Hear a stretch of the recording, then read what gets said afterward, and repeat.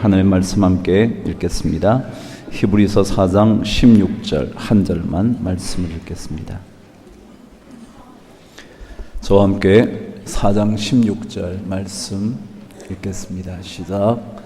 그러므로 우리는 긍휼하심을 받고 때를 따라 돕는 은혜를 얻기 위하여 은혜의 보좌 앞에 담대히 나아갈 것이니라.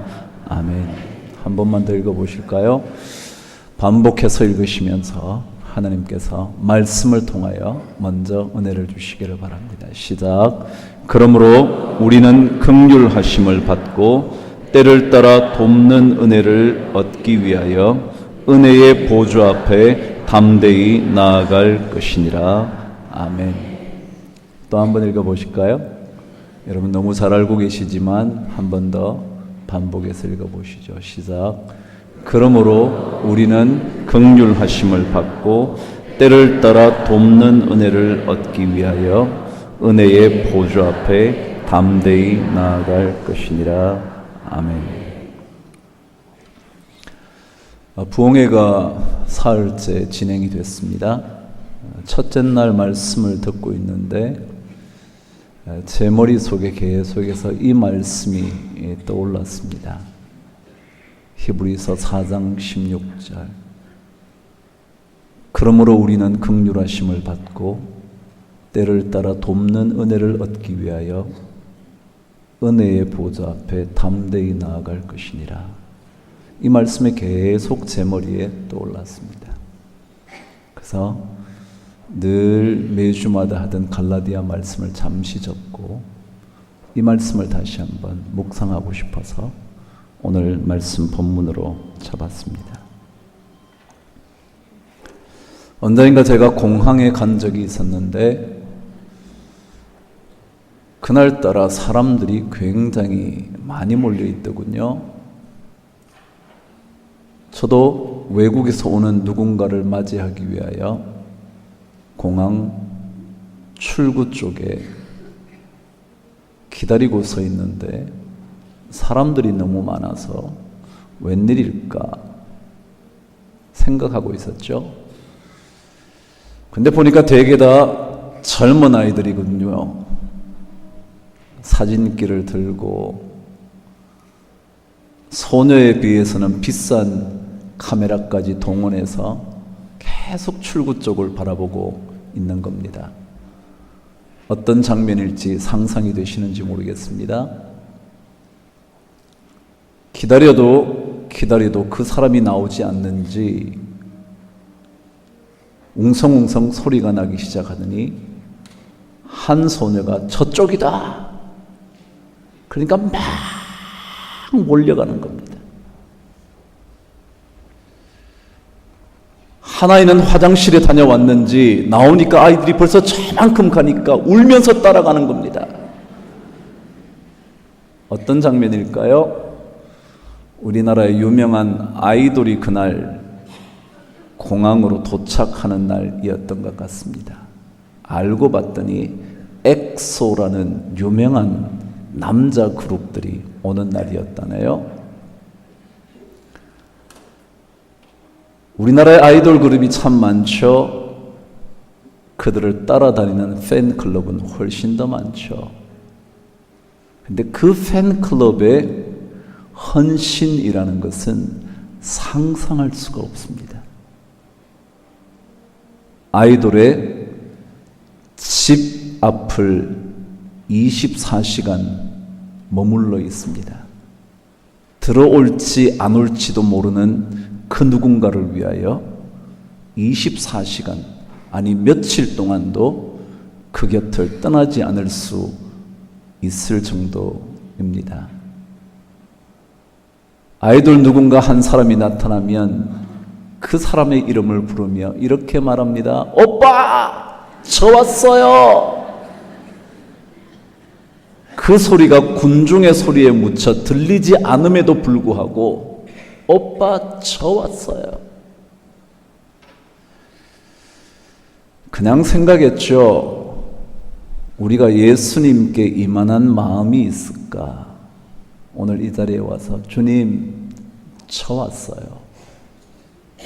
예수님, 저 왔어요. 그런 뜨거운 마음이 있을까 생각이 들더군요. 팬 카페에 들어가 보시면 그들의 헌장 같은 게 있습니다. 제가 한번 읽어드릴 테니까 들어보시죠. 빅뱅이라는 그룹을 아시나요? 모르시면 난 늙었구나 생각하시면 됩니다. 장옥봉 목사님의 말씀에 의하면 내가 여물어 가는구나 생각하시면 됩니다. 빅뱅이라는 그룹이 있습니다. 그 그룹의 팬 카페의 헌장 1조는 이렇습니다. 우리는 빅뱅이 인정한 유일한 팬클럽인으로서 긍지와 자부심을 가집니다. 두 번째 잘 들어보시죠. 우리는 모든 행사에 참여할 권한을 가지며 동시에 의무를 가집니다. 그러니까 모여! 그럼 모여야 되는 겁니다. 그날 모임이 있다면, 공연이 있다면 무슨 수를 썼더라도 학교를 빠지고서라도 그 자리에 가야 하는 의무가 있대요. 세 번째, 우리는 빅뱅만을 영원히 믿고 사랑합니다. 와, 여러분, 우리는 빅뱅만을 영원히 믿고 사랑한대. 대단하지 않나요? 그리스도인인 우리에게 이 정도의 열정을 기대하기는 어려울지 모르겠네요. 야, 걔들 하루 이틀 지나면 다 바뀌는 거잖아 라고 생각하실지 모르겠지만 그들은 그 순간만이라도 얼마나 절실하고 진지한지 모릅니다. 잠시라고 생각되신다고요? 아니요. 서태지라는 아이, 지금은 아이라고 말할 수 없는 40대에 접어든 사람이요, 다시 나타나 공연을 하는데 서태지 시대에 사람들이 수만 명이 모였답니다. 잠시만에 어린 아이들의 치기 같다고요? 아니요, 그런 것만은 아니죠. 그래요. 그냥 그런 생각이 듭니다. 우리가 정말 주님을 믿어가면서 이 정도의 열정은 아닐지 모르지만 그래도 매주마다 주님, 저 왔어요. 하나님, 저 오늘 이래도 왔어요. 라고 말할 수 있는 뜨거운 마음이 있다면 참 좋은 신앙인 되겠죠. 여러분, 사람은 뭘 먹고 살까요? 우리는 뭘 먹고 사는 것일까요? 누군가 작품의 제목을 빌리자면 사람은 무엇으로 사는가 일까요? 밥을 먹고 사신다고요? 아니요. 언제인가 여러분에게 들려드렸던 대로 보육원의 아이들은 우유만으로 살지 못한답니다. 우유를 잘 먹이고 이유식을 잘 먹여도 죽어가는 아이가 있답니다. 밥으로 산다고요? 아니요. 좋은 것 먹으면 건강을 유지하신다고요? 아니요. 최고로 좋은 것, 돈 들여 건강식품 먹어도 암에 걸리던데요. 담배 한 번 피워본 적 없는데, 술 한 번 마신 적 없는데 간암과 폐암에 걸리던데요. 좋은 것 먹고 산다고요? 여러분, 사랑으로 산다고요? 그래요. 사랑 없이 어떻게 사시겠습니까마는 그 사람의 사랑 어느 순간 누구보다도 더 지독한 증오로 바뀌던데요. 못 보셨나요? 그것으로 살 수 있다고요? 아니요. 정말 그렇지 않아요. 사람과 좋은 관계를 맺으면 다 잘 된다고요? 네트워크 시대라 그것만 있으면 된다고요? 아니라니까요. 배신의 칼날이 얼마나 무서운지 아시잖아요. 우리는 뭘로 살까요? 그리스도인들은. 오늘 성경은 우리 그리스도인들은 두 가지를 먹고 살아야 한다고 성경은 가르쳐 줍니다. 다른 어떤 것보다 이 두 가지가 없이는 살 수 없다고 성경은 가르쳐 줍니다. 오늘 히브리서 4장 16절에서 히브리서를 적은 기자가 두 가지를 이렇게 기록해 두었죠. 다시 한번 4장 16절 읽어보시죠. 시작. 그러므로 우리는 긍휼하심을 받고 때를 따라 돕는 은혜를 얻기 위하여 그랬습니다. 우리는 두 가지를 먹고 사는데 그 첫 번째가 긍휼을 먹고 산다는 겁니다. 긍휼이라는 낱말은 쉽게 설명하면 불쌍히 여김을 받는다 그런 겁니다. 그렇습니다. 우리는 하나님께 불쌍히 여김을 받아야 살 수가 있습니다. 만일 불쌍히 여김을 받으면 우리는 나을 수 있습니다. 우리는 치유받을 수 있습니다. 우리 삶은 다시 한번 되살아날 수가 있습니다. 그래서 우리 그리스도인들은 늘 주님께 이렇게 부르짖어야 합니다. 주님, 우리를 불쌍히 여겨 주시옵소서. 신약 성경에 주님을 만났던 사람들의 대부분은 이 표현을 씁니다. 주여 우리를 불쌍히 여기소서. 주여 나를 불쌍히 여기소서. 다윗의 자손 예수여 우리 아들을 불쌍히 여기소서. 성경은 그렇게 기록을 합니다. 그렇습니다. 그리스도인들은 이 불쌍히 여김에 대하여 하나님께 그 부르짖음으로 긍휼하심을 받아야 삽니다. 하나님, 내 남편을 불쌍히 여겨 주시옵소서. 주님, 내 자식을 불쌍히 여겨 주시옵소서.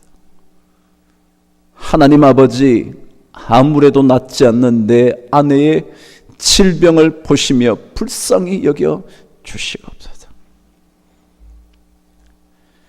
마태복음에 보면 예수께서 큰 무리를 보시고 불쌍히 여기사 그 무리 중에 있는 병자를 고쳐 주시니라. 예수께서 불쌍히 여기사 손을 내밀어 그를 고쳐 주시니라. 그렇습니다. 그리스도인들에게 필요한 것은 불쌍히 여김을 받아야 합니다. 하나님께서 우리를 긍휼히 보셔야 우리가 살 수가 있습니다. 하나님의 긍휼히 보심이 없이는 어느 누구도 살 수 없습니다. 돈이 많다고, 권력이 있다고, 지금 건강이 있다고, 지금 괜찮은 관계를 다 갖고 있다고, 지금 직책이 좋아서 노후까지 보장된다고요? 아니요. 그리스도인들에게는 하나님의 긍휼히 여기심이 있어야 합니다. 하나님께서도 구약에서 긍휼히 여길 자를 긍휼히 여기신대요. 긍휼히 여길 자. 예레미야서에 의하면 에브라임은 나의 사랑하는 아들, 기뻐하는 자식이 아니냐. 내가 그를 책망하여 말할 때마다 깊이 생각하노라. 그 다음 말씀이요.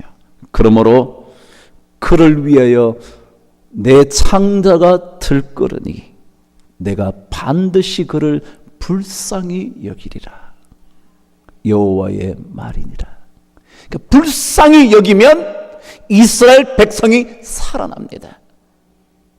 포로에서 회복되는 유일한 길은 하나님의 불쌍히 여기심을 받는 겁니다. 긍휼히 여기심을 받을 때 그때 우리는 살아납니다. 자, 그렇다면 여러분, 불쌍히 여김을 받으려면요, 제일 중요한 게 뭐냐면 불쌍해져야죠. 그렇지 않나요? 불쌍해져야죠. 불쌍하다는 게 뭐예요? 다시 말하면 불쌍히 여김을 받으려면요, 낮아져야 돼요. 내가 이 정도인데 뭘 괜찮은데 뭘 그래? 이 정도면 살만하지. 그렇게 생각하는 사람은 불쌍히 여김을 받을 수가 없어요. 하나님 앞에 낮아지면 낮아질수록 긍휼하심을 받을 수가 있어요. 교만이 눈을 뜨는 순간, 조금 더 내가 잘 나간다고 생각하는 순간 긍휼과 불쌍히 여기면 떠나가 버리고 맙니다. 그런데 우리를 낮추면, 건강에도 하나님께서 내 실핏줄 하나만 터뜨리면 내 몸은 불수가 된다는 사실, 내 자식이 아무리 잘 나가도 순간 자칫 잘못하면 멀쩡히 걸어가는 길에 자동차로 인하여 생명을 잃을 수도 있다는 그런 생각. 아무리 내가 탁월해도 어쩌다가 인맥 한번 잘못하면 죽을 수도 있다는 것. 그런 거예요. 그게 예수 믿는 사람에게 있어야 돼. 그래서 더더욱이 우리는 긍휼하심을 받아야 살아갈 수 있다고 가르쳐 줍니다. 불쌍히 여겨주시는 하나님의 그 눈앞에 우리가 더욱더 낮아질 때 하나님의 긍휼하심을 입어 우리는 다시 살아갈 수가 있습니다. 우리 교회 많은 가정에 어려움이 있죠. 특별히 큰 어려움이 있을 때마다 저에게 부탁을 하더군요. 기도를 해달라고 부탁을 하더라고요. 저는 그런 가정을 보면 만나자마자 눈물부터 나요. 어떻게 내가 해줄 수 있는 것도 아닌데, 제가 무슨 힘이 있어서 그 가정의 질병을 치유할 수 있는 것도 아닌데, 가정의 아픔을 내가 해결해 줄 수 있는 그런 사람도 아닌데, 내가 이들에게 무엇을 어떻게 기도할까 생각하면 눈물부터 나요. 그러나 하나님의 긍휼하심을 위하여 기도할 때 하나님의 불쌍히 여기심을 받으면 해결될 수 있다고 믿는 믿음 하나는 있어요. 하나님 앞에 긍휼히 여김을 받을 때 우리의 인생은 다시 시작할 수 있습니다. 하나님의 불쌍히 여기심을 받을 때 우리는 고침을 받을 수가 있습니다. 하나님 앞에 더욱더 엎드려져 긍휼하심의 대상이 되면 우리는 그분께서 일으키시는 손을 잡고 다시 일어나게 될 줄 저는 믿습니다. 여러분에게 이 긍휼하심의 은혜가 꼭 넘치게 되기를 주의 이름으로 축복합니다. 두 번째는 우리에게 이것이 필요하답니다. 그러므로 우리는 긍휼하심을 받고 때를 따라 돕는 은혜가 필요하다. 때를 따라 도우시는 은혜.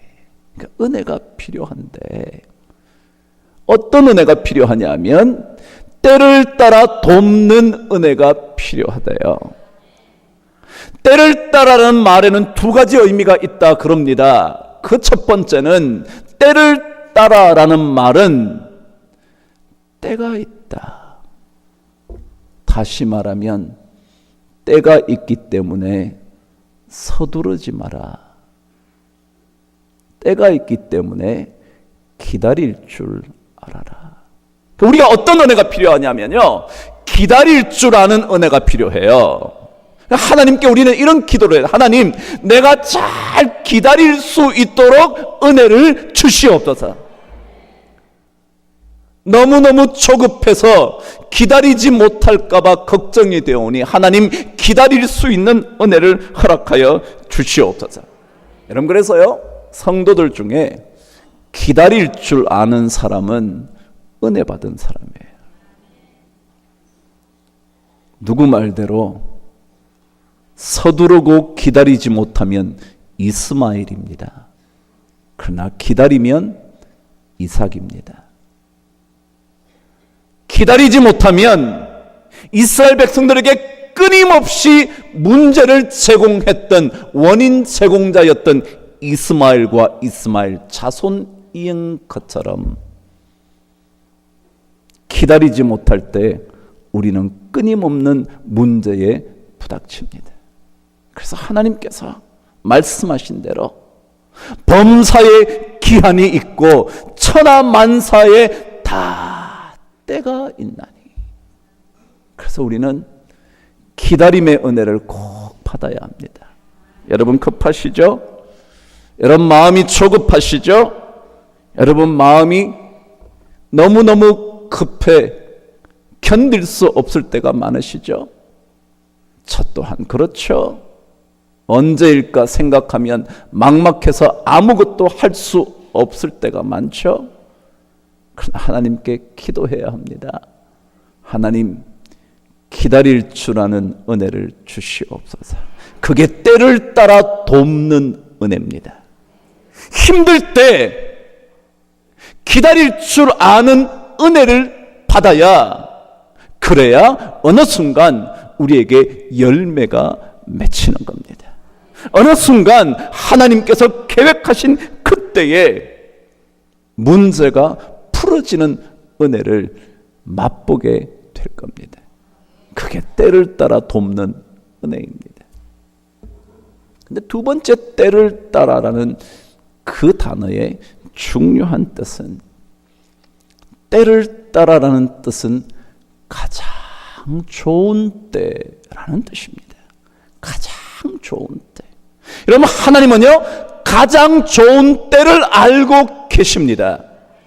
하나님은 가장 좋은 기회가 언제인지 아십니다. 우리는 지금이었으면 좋겠다고 생각할지 모르지만, 그러나 하나님은 가장 좋은 때, 그때가 언제인지 압니다.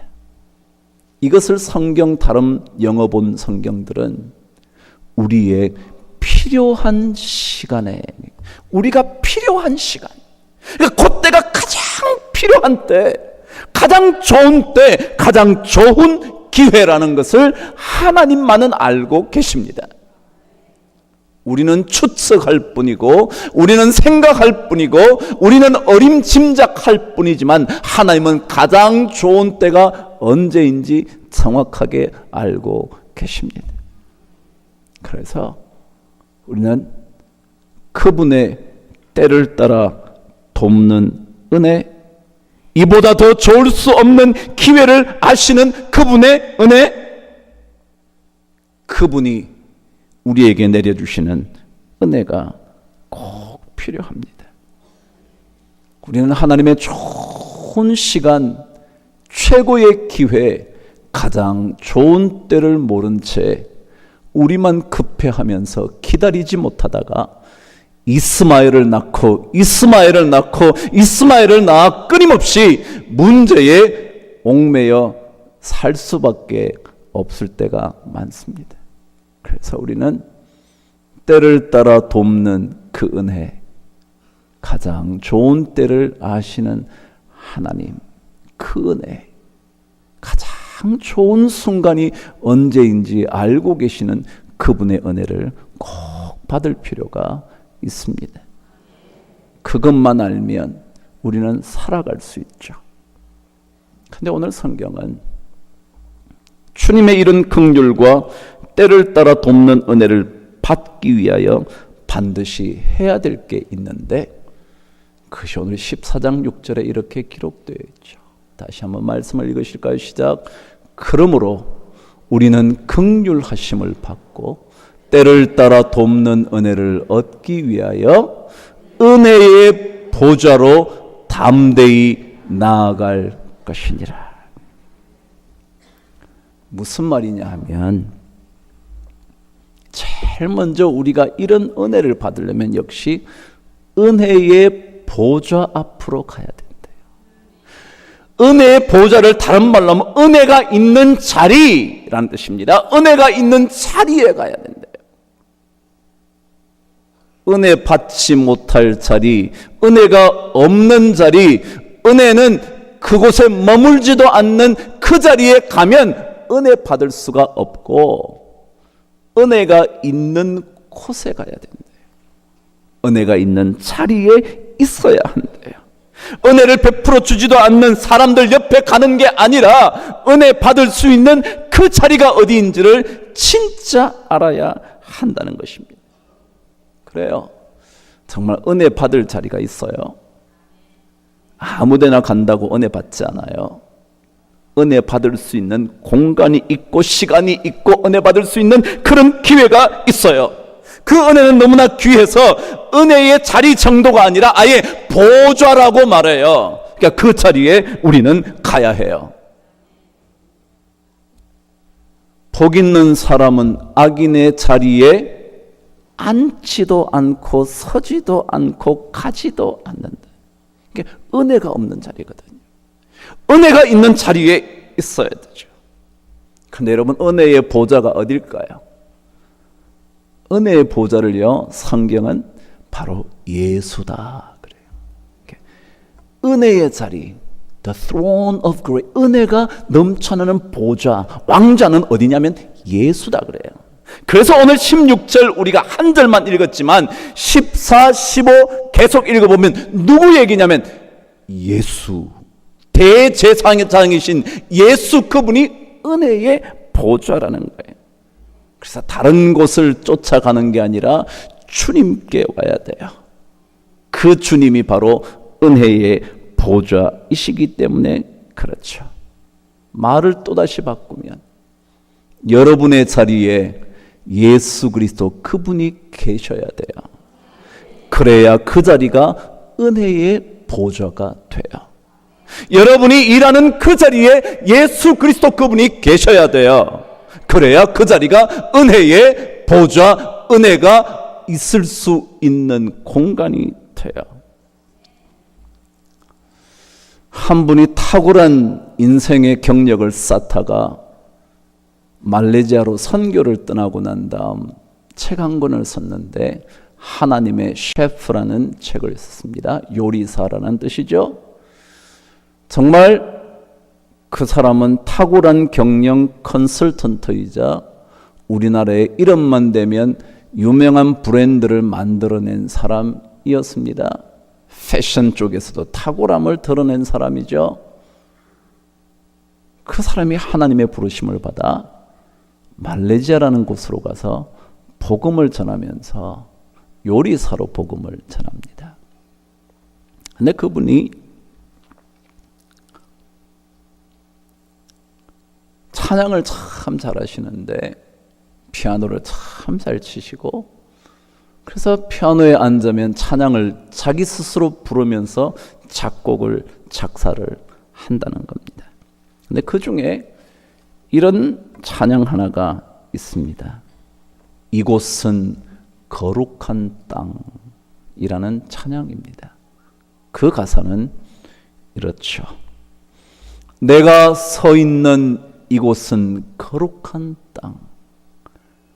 이 말이요, 여러분의 자리가 은혜의 자리가 되도록 하기 위하여 예수가 있어야 되는데, 예수 그리스도 그분이 계시면 여러분이 있는 그 자리가 거룩한 땅이 되어 은혜의 보좌가 되는 겁니다.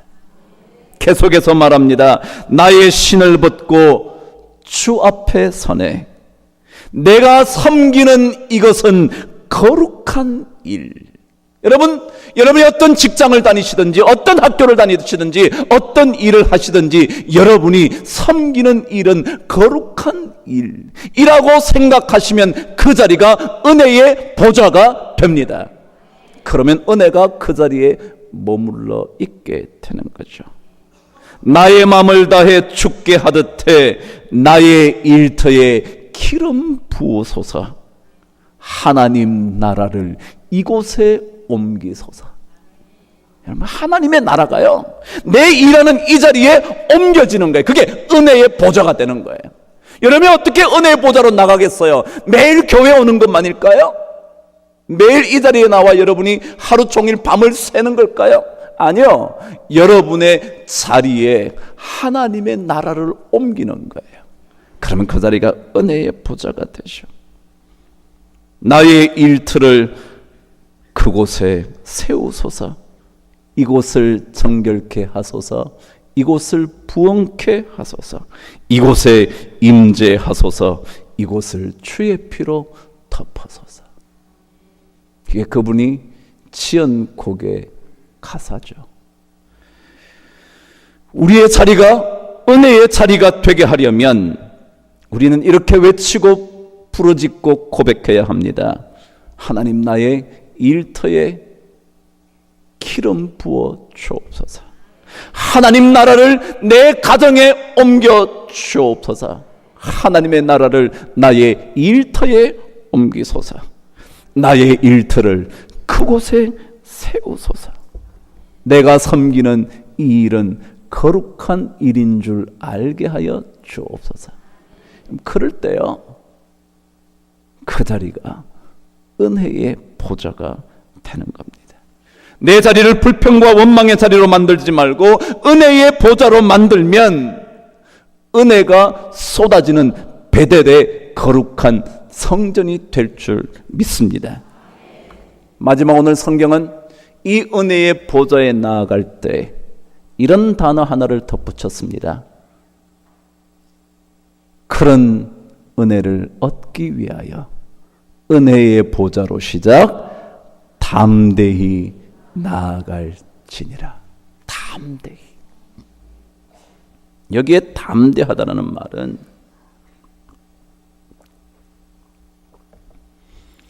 소망의 확신이 있다, 그런 뜻입니다. 뭐가 있다고요? 소망의 확신이 있다. 그게 담대하다는 뜻입니다. 그래서 영어는 아예 with confidence, 확신을 가지고 은혜의 보좌로 나가야 된다. 하나님의 나라가 이 자리에 옮겨지면 그 자리가 은혜의 보좌가 될 줄 뭐 한다고요? 확신한다고요. 그 확신이 없이는 은혜를 우리는 받을 수가 없다는 겁니다. 하나님께서 우리에게 원하시는 게 그런 거 아닌가요? 그에게 나아가는 자는 반드시 그가 계신 것과 그를 찾는 자에게 상 주시는 이심을 믿어야 할지니라. 이게 확신. 그래, 하나님께 나가면 그분이 계시는 줄 알면 이 은혜의 자리에 하나님이 계시면 내 일터에 하나님의 성전이 옮겨지면 반드시 그분이 상 주실 거야 라고 확신하면 그 사람은 은혜 받는 인생이 된다는 거예요. 그래서 히브리서 10장 35절은 이렇게 기록을 했습니다. 찾아보시고 이 말씀을 읽고 말씀을 마칠 테니까 여러분도 줄을 한번 쳐보시죠. 찾으셨으면 저와 함께 읽습니다. 10장 35절 시작. 그러므로 너희 담대함을 버리지 말라. 이것이 큰 상을 얻느니라. 여러분, 그래서 성경은 가르쳐 줍니다. 그러므로 너희 담대함을 버리지 마라. 뭐야? 확신을 버리지 마라. 힘들다고, 당장 풀리지 않는다고, 고통스럽다고, 이 담대함, 확신을 버리면, 소망의 확신을 버리면 상이 없대요. 그런데 이 담대함을 버리지 아니하면 이것이 큰 상을 얻게 할 거다. 전 여러분에게 이 은혜가 꼭 넘쳐나게 되기를 주의 이름으로 축복합니다.